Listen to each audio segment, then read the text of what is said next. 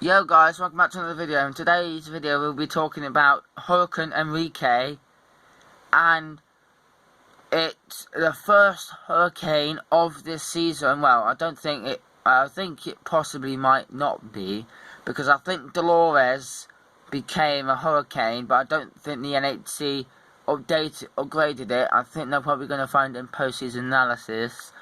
But yeah, this is Hurricane Enrique. As of 7 AM Central Daylight Time, Saturday, June the 26th, Advisory 5. Maximum sustained winds is 65 knots, which is 75 miles an hour. Minimal central pressure is 988 millibars, located at 16.8 degrees north and 105.0 degrees west. Right. Movement at west-northwest. Movement west-northwest at 7 knots, which is 8 miles an hour. So, it's gonna, it is delivering some tropical storm force winds to, Mexico. Like, it's gonna deliver, near Manzanillo, some other places. I forgot what other places there are there, but I know all along this coast is winds. Tropical storm warnings are in for the whole coast of where that blue line is. That's the whole tropical storm warnings. But where that yellow is, that's for tropical storm watches, which means it's an imminent for like a good probably few days away. But I reckon that this could be a Category 3 later on today. If it really ramps up intensity, it could be a Category 3, or maybe even Category 4, which is not which is on the cards, but I'm not really picking up a Category 3, because it has to be over the water for at least another day. If it was moving a little bit slowly, then maybe yes, it would really rapidly intensify. If I had a pinhole eye, then it would be rapidly intensifying a lot quicker now. But I think this, when the cone comes out, I think this will get to an M. But it's 1 AM Sunday. It's meant to be another hurricane, but I think its peak will probably be 120 miles an hour, maybe 150, maybe 120.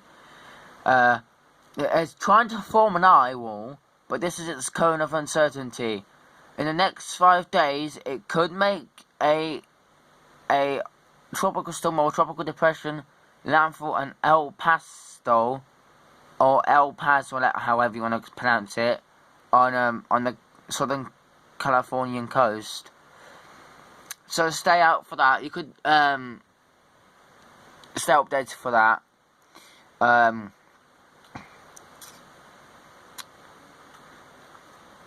might be going on live next week, by the way, so if you'd like to join that, don't forget to,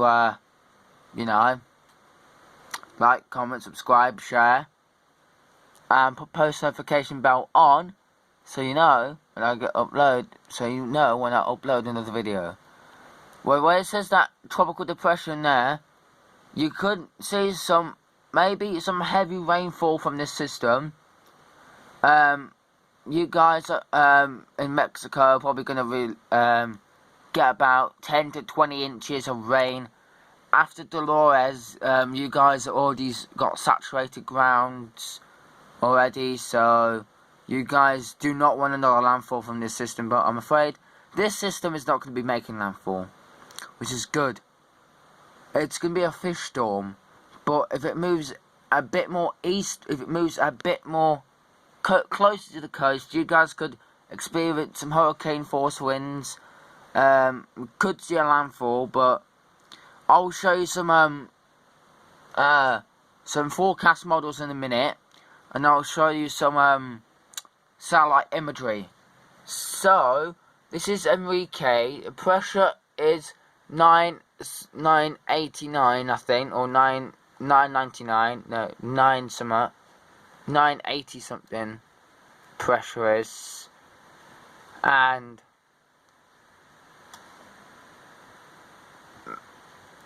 I honestly think that this could get to a major hurricane, but I might be wrong. But it has all this time to get to really warm waters. Yeah, 988 millibars. I actually think this is a lot stronger, to be honest. I think it's 80 miles an hour, or maybe even 95 miles an hour. Maybe even a category 2. So, anyway, I'll show you some forecast models. So, I'll show you how warm the sea surface temperatures are.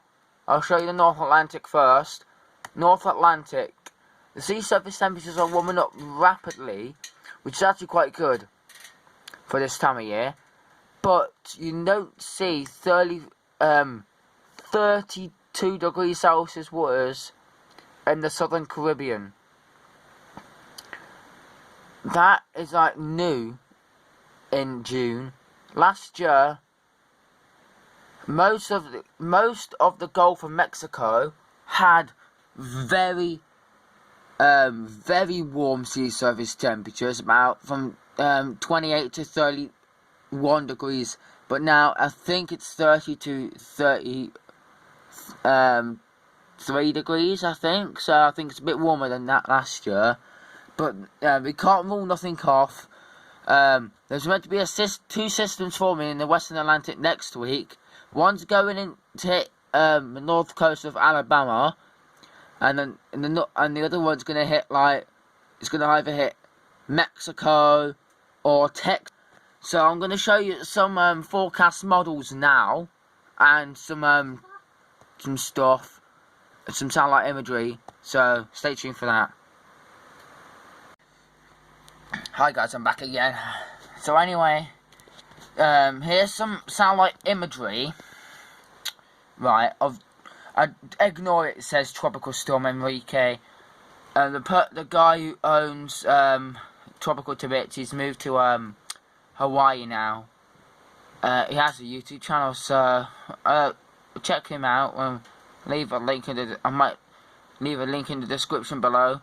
And also check Force 13 out as well, in Cyclone Tracking Oz, because they're actually pretty good at, well, they're a lot better than me, but I have to admit they are. But go and subscribe to them. You know, since I gave them a shout out, they've earned a couple more subscribers, so that's quite good. So you can clearly see this is a hurricane now, to be honest, because you can try and see an eye wall developing. It's looking really good, to be honest with you.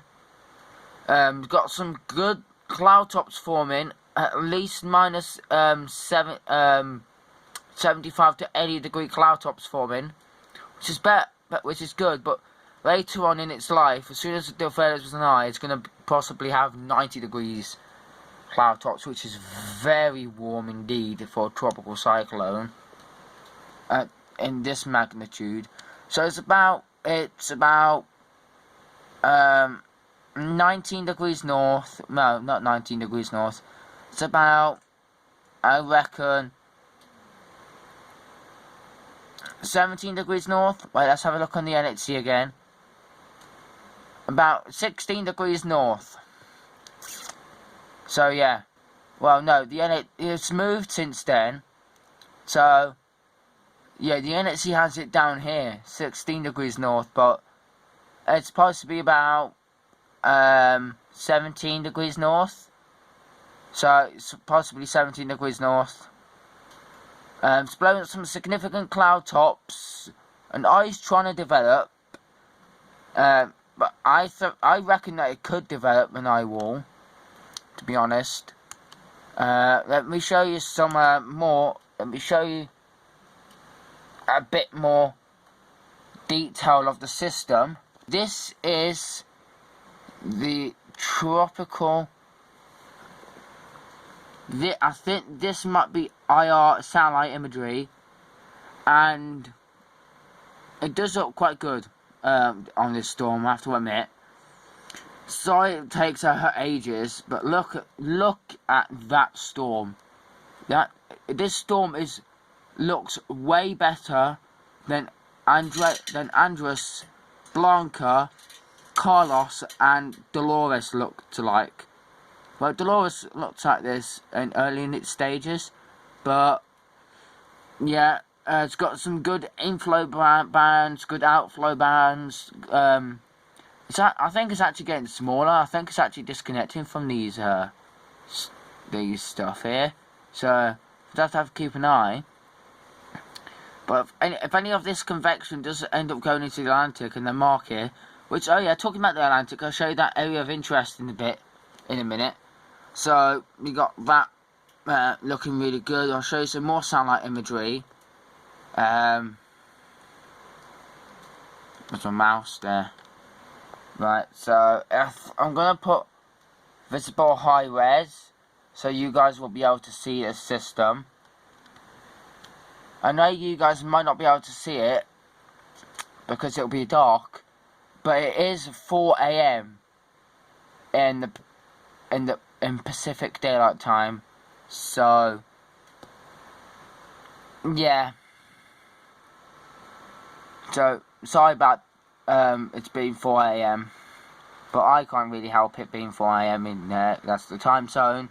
So yeah, it is a bit hard to do it, because you have to think about what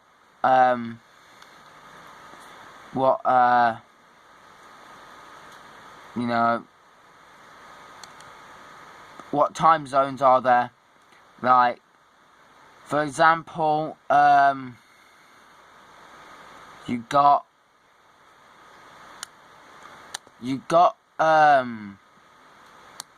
America.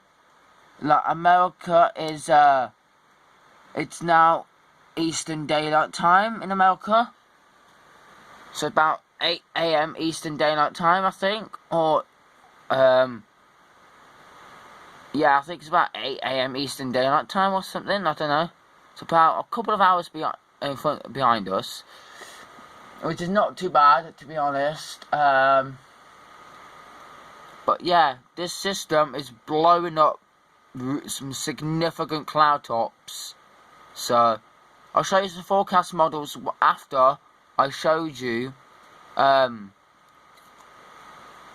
Invest 95E.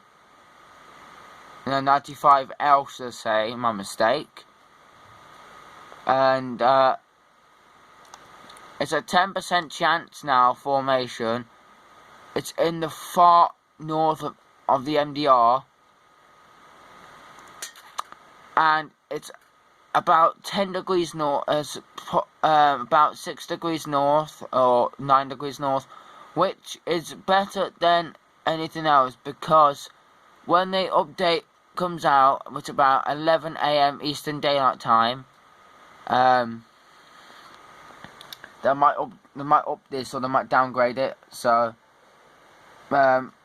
as of 8 AM Eastern Daylight Time, June 26, 2021, a tropical wave over the eastern tropical Atlantic is producing an area of disorganized showers and thunderstorms well southwest of the Cabo Verde Islands. The wave is expected to move westward at 15 to 20 miles an hour through the weekend, over marginally warm waters that are located in the central tropical Atlantic, and therefore any development of this system should be slow to occur, and they're giving that in 48 hours a 10% chance and a 5% chance in the next 5 days. I think Friday or Thursday. Actually, no, I think it was Thursday or Friday. I don't know. Check back in on my videos, but I think they gave us a 40% chance on Thursday, and it's now a 10% chance. Just because it got disorganized and wind shear and dry air, which this far east it's just very suspicious for the Atlantic to do this.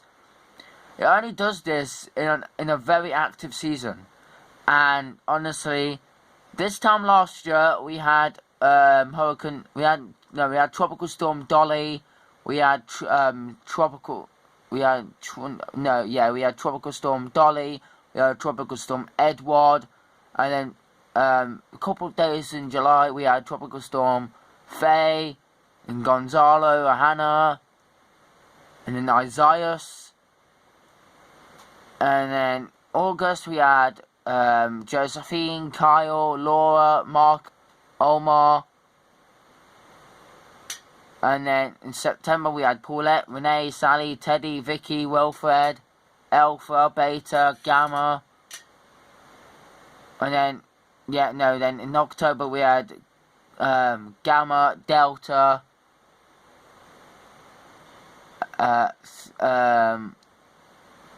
Zeta, and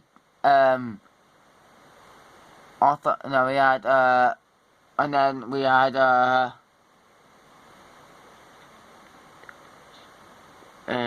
Epsilon, Zeta, Theta, Eta, and Iota.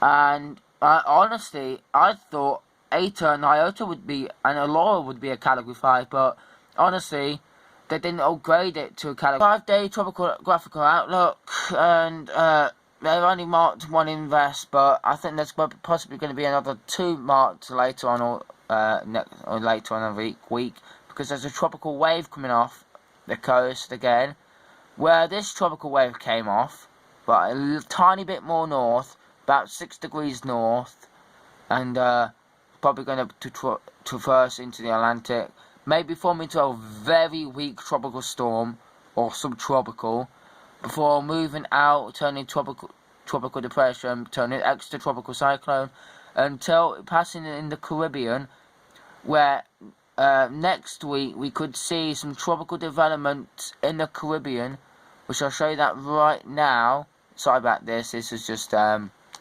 was just Hurricane Enrique, which looks very good on satellite imagery. Right, I'll show you some satellite. I'll show you some